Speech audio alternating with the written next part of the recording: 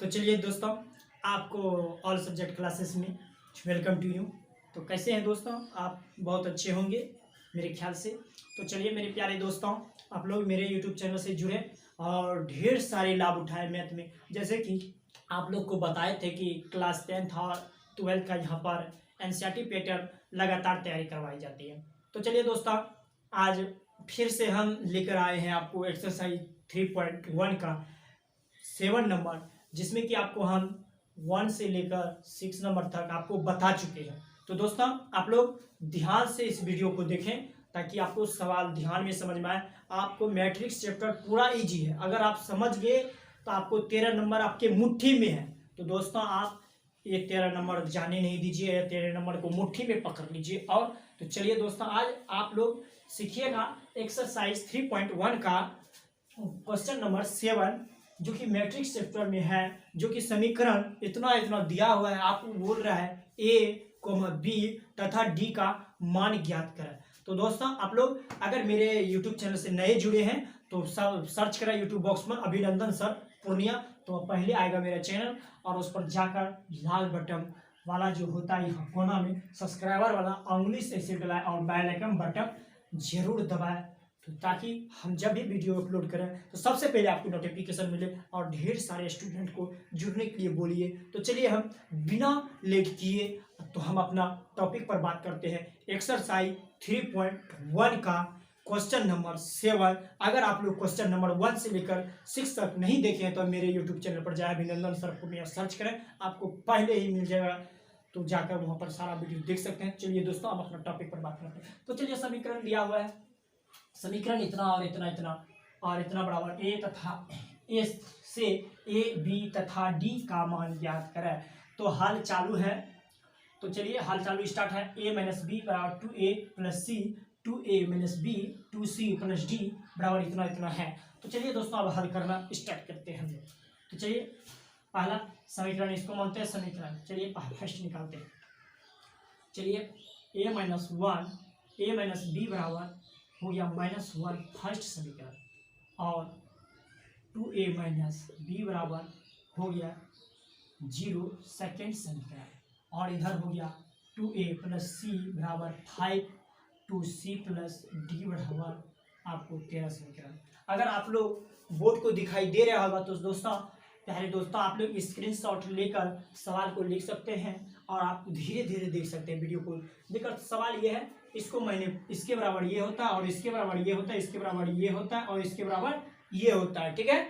तो चलिए, इसको फर्स्ट समीकरण माने, इसको सेकंड समीकरण, और इसको थर्ड समीकरण, इसको फोर्थ समीकरण।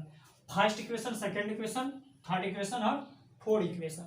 तो चलिए प्यारे दोस्तों, आप 10th क्लास में पढ़े होंगे समीकरण निकालने की विधि, बहुत तरीके जाने होंगे, लुप्तीकरण विधि, और आप जाने होंगे प्रतिस्थापन विधि, वज्र गुणनखंड विधि, बहुत ऐसा विधि जो नहीं 5 तरह से विधि है। तो सेम प्रोसेस यहाँ लुप्तीकरण विधि सब उपयोग करता है। लुप्तीकरण विधि से आप यहाँ समीकरण दोनों को हल करेंगे और आपको निकल जाएगा ए का मान और बी का मान और सी का मान और डी का मान। तो चलिए दोस्तों, अपना टॉपिक पर स्टार्ट करते हैं। समीकरण 1 तथा समीकरण 1 को 2 में घटाने पर, क्या घटाने पर, तो आप लोग मेरी आवाज सुनकर लिख भी सकते हैं अगर बोर्ड में प्रॉब्लम हो तो अगर प्रॉब्लम होता है बोर्ड पर तो दोस्तों कमेंट करके बोले, अगर कहीं सवाल में भी प्रॉब्लम है। तो चलिए दोस्तों, आप लोग टॉपिक पर बात कर लेते हैं।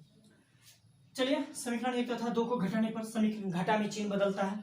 गर्मी भी काफी है दोस्त। a माइनस बी बराबर -1 और 2a माइनस बी और 0, इधर हो गया माइनस, इधर प्लस, इधर माइनस, कट जाएगा, 2 रंग का चिन्ह है, यहाँ हो जाएगा -a, इधर हो जाएगा -1, कट जाएगा तो a का वैल्यू निकल गया 1।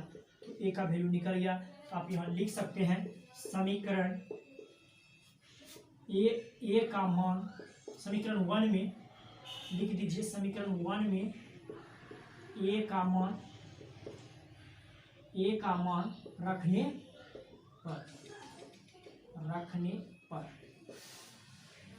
पर तो क्या है समीकरण ये, a माइनस बी बराबर -1। तो चलिए दोस्तों, देखिए निकल जाएगा, क्या a का मान है, a का मान 1 है, b बराबर -1। तो वो उधर जाएगा माइनस बी बराबर इधर जाएगा तो क्या होगा -1 तो क्या हो जाएगा बी माइनस इधर हो जाएगा -2 तो माइनस माइनस कट जाएगा तो बी का मान हो गया -2। तो आपको ये निकल चुका है ए का मान बी का मान।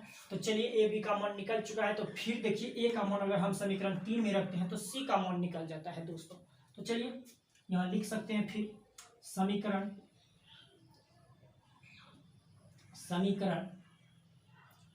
चलिए इसको हल यहाँ पर कर देते हैं दोस्तों, आपको यहाँ दिखाई दे रहा होगा।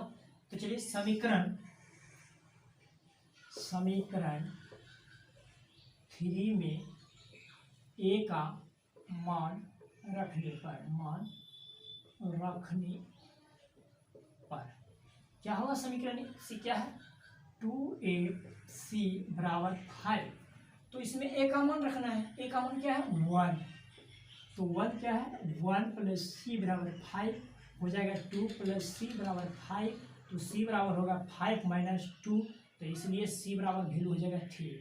चलिए c का वैल्यू मान निकल गया। अब c का निकल गया तो समीकरण 4 में रख दीजिए, d का मान प्राप्त हो जाएगा। चलिए समीकरण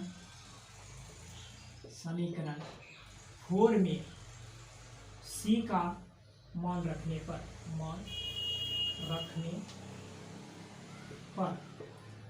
कितना है 2c + d बराबर 3 तो 2c का मान कितना है 3 + d बराबर 3 तो क्या हो जाएगा दोस्त, ये 2 है यहाँ का चिन्ह है तो 3 × 6 + d बराबर 3 तो क्या हो जाएगा d बराबर 3 - 6 तो क्या हो जाएगा d बराबर -3 d का वैल्यू निकल गया -3 d का वैल्यू कितना निकल गया।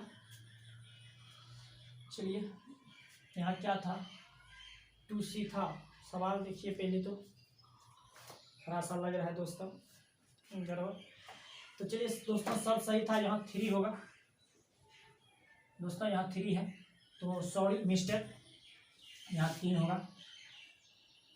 गर्मी काफ़ी है दोस्त तो 3 × 9 हो जाएगा, इधर d हो जाएगा तो यहाँ से मिटा देते हैं आप लोग तो क्या हो जाएगा 3 × 9 हो गया अब प्लस d बराबर कितना है 13 क्या है 13 यहाँ 13 है ना दोस्त तो 13 हो गया तो क्या हो जाएगा d बराबर 13 में से 9 घटा दीजिए तो d बराबर होगा 4 क्या हो जाएगा d बराबर 4 आंसर है दोस्त। तो उसके लिए सॉरी थोड़ा सा मिस्टेक हो गया है। तो चलिए दोस्तों आप लोग ये बना भी चुके होंगे, आप लोग अगर समझ गए हैं तो इसको स्क्रीनशॉट ले सकते हैं। तो चलिए दोस्तों हम अपनी डोल जाते हैं, आप लोग स्क्रीनशॉट लीजिए तब तक में।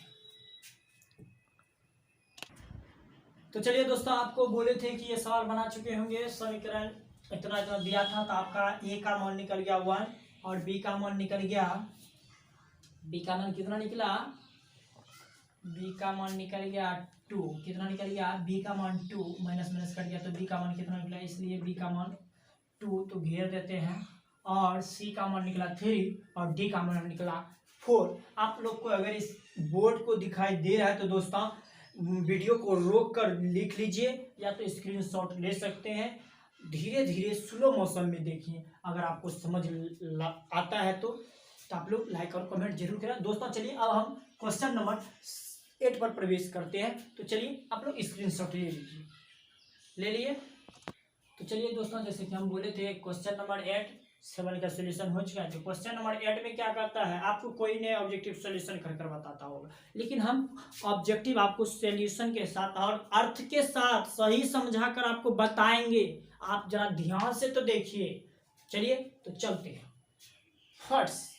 तो सबसे पहली बात आप बताइए तो वर्ग आव्यूह किसे कहते हैं, वर्ग आव्यूह उसे कहते हैं जिसमें रो और कॉलम की संख्या बराबर हो। वर्ग पढ़े होंगे मैथ में आप 7th क्लास, बहुत दिन से पढ़ते हैं, जिसकी चारों भुजा बराबर हो। लेकिन यहाँ मैट्रिक्स में क्या होता है बाबू, जिसकी रो और कॉलम की संख्या बराबर हो, जिसमें रो और कॉलम की संख्या बराबर हो, जिसमें रो और कॉलम की संख्या बराबर है। तो चलिए रो और कॉलम, तो चलिए इसमें रॉ को दिखाते हैं, MINMG दिखाते थे जो M गुना N, वही है रॉ और कॉलम गिनकर रॉ की कितना संख्या है, कॉलम की कितना संख्या है, तो आपको बताए थी ना। तो चलिए इसमें क्या है, तो क्या बोल रहा है, क्या रॉ की संख्या और कॉलम की संख्या, तो आप वर्ग आप यूँ समझिए जिसके और रॉ और कॉलम बराबर हो, तो उसी में रॉ और कॉलम बराबर कौन है, जिसमें कि हम MN के रूप में दिखाते हैं। तो चलिए इसमें तो बड़ा छोटा है, इसमें भी बड़ा छोटा का चिन्ह बता रहे, लेकिन बराबर बोला आपने दिखाई दे रहा है, तो ये हो जाएगा। तो चलिए दोस्तों ये हो गया। अब 9 नंबर क्वेश्चन क्या कहता है, आप लोग के पास भी बुक होगा, आप लोग पढ़ सकते हैं। तो बोल रहा है x तथा y के प्रदत्त किन मानों के लिए आव्यूह के निम्नलिखित युग्म समान है। तो मतलब समीकरण दिया गया है और इसका बोल रहे हैं आपको मान ज्ञात करने के लिए। इसमें तो वैसे आपको मान ज्ञात कर कर प्रूफ करना होगा, तो इसमें भी बहुत बड़ा सवाल है, लेकिन सॉल्व कर कर बताना चाहिए। तो चलिए आपको थोड़ा क्वेश्चन लिखते हैं। जैसे कि आपको ऑब्जेक्टिव यहाँ दिखाई दे रहा है, एक्सरसाइज 3.1 का 9 नंबर।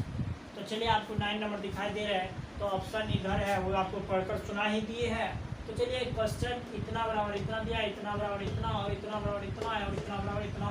तो इसमें बोल रहा है x तथा y का मान ज्ञात करना संभव है या नहीं है, क्या है नहीं है, ऑप्शन के अनुसार आपको जवाब देना। तो इसमें तो आपको ऑब्जेक्टिव इतना मत समझिए कि दोस्तों बिना देखे मार सकते हो।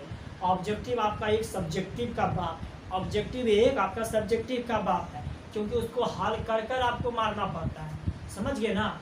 तो दोस्तों सब्जेक्टिव तो आप सरल किए हुए रहते हैं रूम में, किसी भी टीचर के पास भी पढ़ते हैं, चाहे मेरे पास पढ़ते हैं और किसी, तो वो तो सरल किया हुआ रहता है, तो आप तुरंत बना देते हैं फुदुर फुदुर कर कर।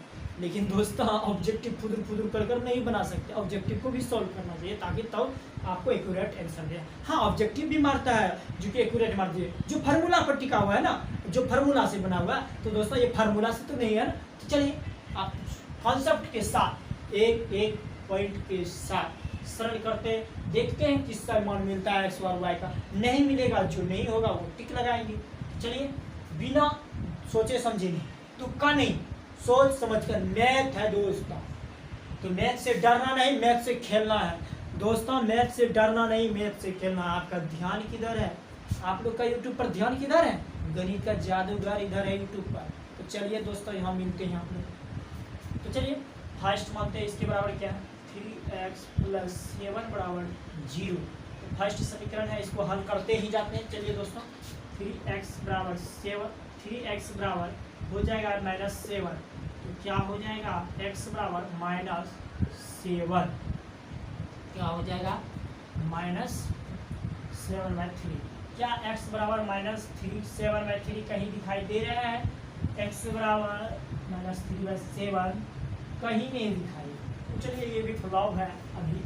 तो चलते हैं अब इसके बराबर, यहाँ दिया है तो समझ लीजिए इधर से है या उधर से, आप इधर ही कर सकते हैं। y - 2 = 5 भी, तो y बराबर क्या हो जाएगा -+2। क्या y बराबर 7 दिया है, हाँ y बराबर 7 दिया है, लेकिन x बराबर क्या होना चाहिए -2/3। चलिए ये भी अभी नहीं है। चलते हैं अब, यहाँ क्या है y+1 है ना, y+1 ही है। चलते हैं अब चौथा, तीसरा y+1 बराबर हो गया 8, तो क्या हो गया y बराबर -1, y बराबर हो गया 7। चलते हैं अब इधर 2 - 3x बराबर 4 हो जाएगा, क्या 3x बराबर 4 - 2, क्या हो जाएगा 3x बराबर 2, तो क्या हो जाएगा x बराबर -3/2। तो क्या x बराबर y का वैल्यू 7, तो x का वैल्यू -3/2 कहीं दिखाई दे रहा है, कहीं नहीं दिखाई दे रहा हो। आपका हर एक वैल्यू क्या है, गलत है, आपका निकल ही नहीं रहा है। तो सोल्यूशन किए, आपका वैल्यू नहीं मिल रहा है दोस्तों। चलिए कहीं नहीं है, ऐसा कहीं दिखाई ही नहीं दे रहा है, कहीं नहीं है। तो चलिए दोस्तों अगर x का वैल्यू इतना है तो y का वैल्यू इतना, y का वैल्यू निकल गया है 7, ठीक है, y का वैल्यू 7, यहाँ पर भी 7 है, और y का वैल्यू यहाँ पर -2, तो कहीं नहीं निकला -2, तो 7 तो मिल गया।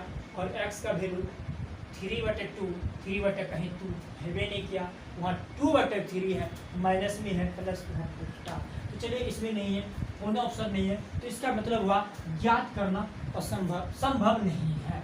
तो ये हो गया क्वेश्चन नंबर 9 का बी नंबर। तो चलिए दोस्तों अब क्वेश्चन नंबर लास्ट है 10। तो चलिए आप लोग स्क्रीनशॉट ले लीजिए।